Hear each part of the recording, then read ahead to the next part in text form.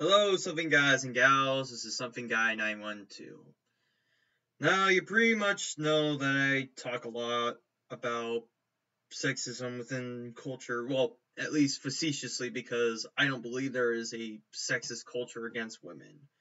So, usually I'm going to be siding with the GamerGate side, since GamerGate is always and should, well, always and will be and should be about ethics and journalism. And I know that there will always be some kind of fucking white knight across the board trying to say that fucking GamerGate is just a hate group under the guise of being for ethical journalism. And one such, I guess, would be Angry Joe. While he isn't as extreme as the other ones who just outright say such things, he still seems unable to represent GamerGate or any of the actual valid criticisms against such people as Anita Sarkeesian or Brianna Wu or Zoe Quinn. He recently made a top 10 gaming controversies, and two of such kind of caught my ear a bit. One about the Game Jam thing, which I was genuinely pissed off about. And number one being, of course, the GamerGate issue. It's still ongoing. This is my little reply to you, Joe, if you ever catch this. I really doubt you will. I already made a comment about it just to make sure, but if you want to hear more about it, here I go.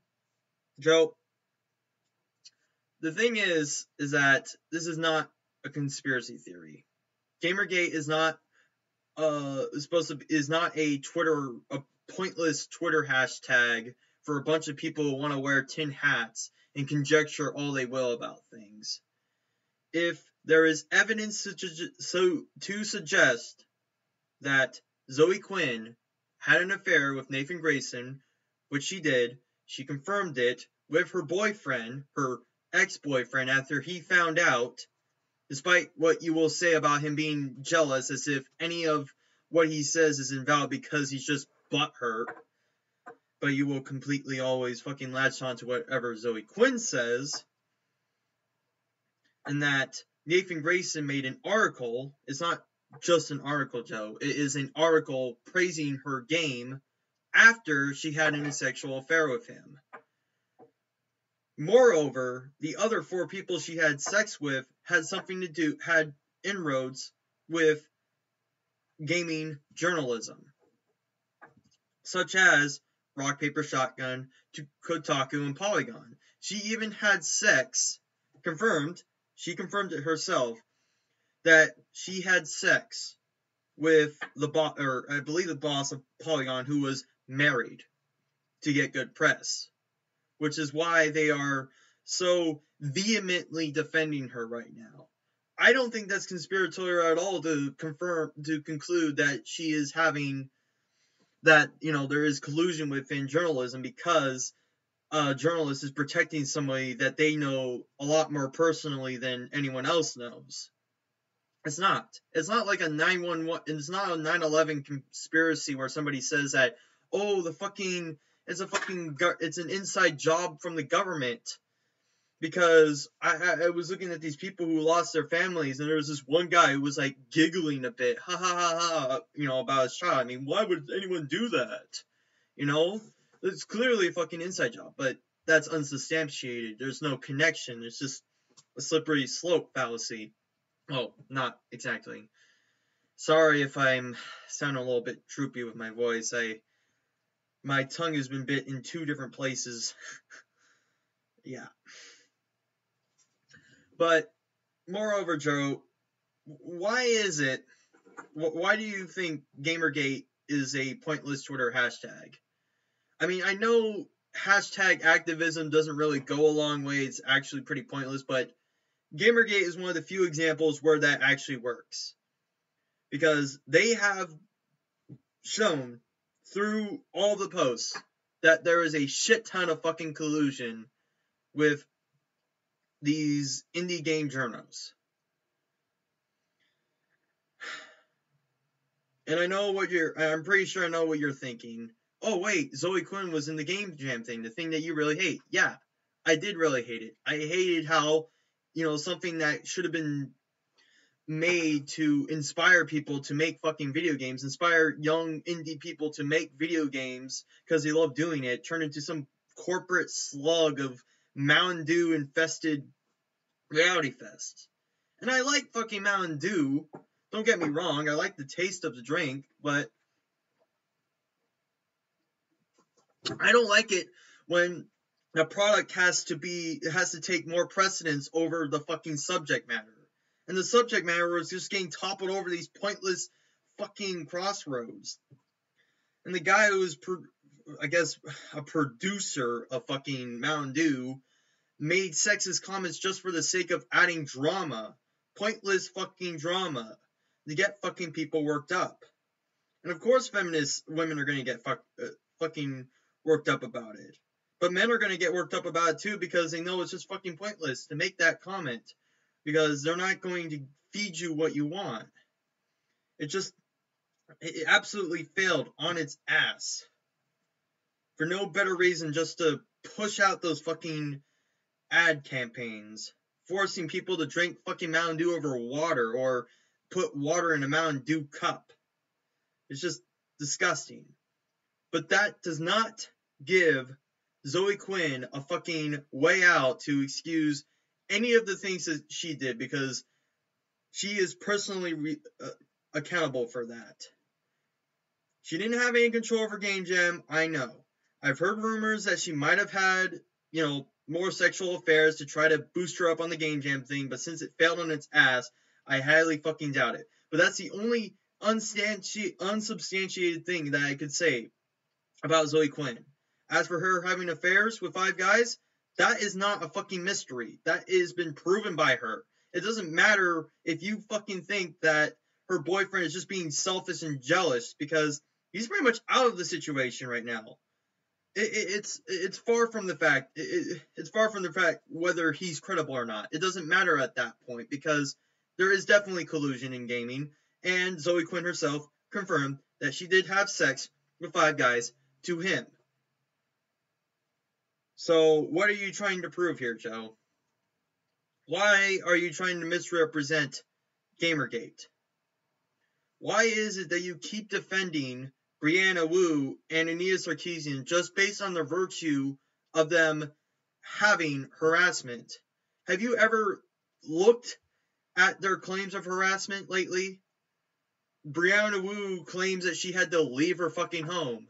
And ironically, in the same fucking interview with ABC, talking about how she left her home, she is having a Skype call in the very same fucking room as whatever fucking weeks ago.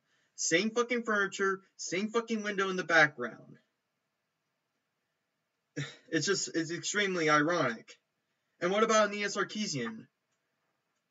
Doesn't her fucking harassment become moot at that point because she disabled comments on all of her YouTube videos on claims of harassment? Like as if her harassment is special to my harassment or anyone else's harassment on YouTube? I can guarantee you if fucking PewDiePie still had his fucking comments enabled, that he would get the same, if not more harassment. Yes, his harassment may be made different from her based on the content that he makes and based on his gender, but it doesn't make fucking Ania Sarkeesian special to be looked over at a narrow microscope and try to spot out anything that could be misogynistic. And as far as Zoe Quinn goes, the only fucking people who keep bringing her up are the very same people who colluded with her and gave her good press. Saying like, oh, she's not even an indie game developer. And GamerGate's like, yeah, why do you keep bringing her up? We're talking about games journalism. We're not criticizing Zoe Quinn at all. I mean, if anything, Zoe Quinn was just the catalyst for the GamerGate debacle. It wasn't another thing that you kind of misinformed was that GamerGate started when it turned out that Zoe Quinn had affairs with 5 guys, and they all gave positive press to her in response to the criticisms of her game Depression Quest, which is obviously a fucking terrible game, since, as I've heard, it's just a fucking multiple choice questionnaire thing. Like, as if it takes a professional developer to make something like that. I can make that shit on fucking YouTube. I can make that in Adobe Dreamweaver in less than 10 fucking seconds. And I don't have to threaten people with having to charge $10 for it. I mean, technically the game's free, but still, it's just, yeah. But yeah, nobody on the GamerGate side really even cares about Zoe Quinn because she's out of the question here. She is not a fucking journalist. She is a fucking game developer. I mean, I'm going to stretch the word game developer if it means somebody who can make a fucking survey game with multiple choice answers to different fucking sets of questions or whatnot. But I guess that's how the Persona 4 guys get all successful, is because they pretty much do the same exact fucking thing.